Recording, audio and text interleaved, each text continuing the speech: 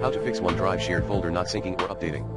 1. Reset the OneDrive app cache. To do so, paste %locale app data %Microsoft /OneDrive/OneDrive.exe /reset into run box. 2.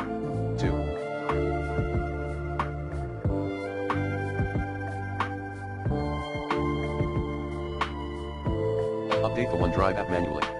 3. Check OneDrive permissions, ensure you have full control permissions. 4.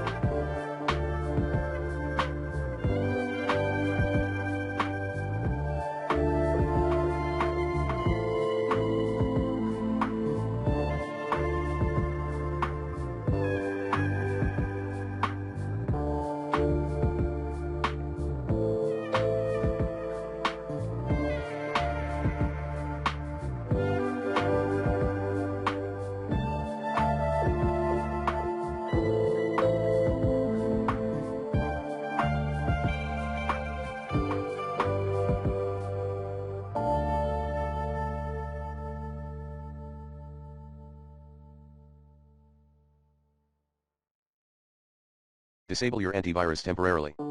5. Ensure that the size of the file is less than 10 GB.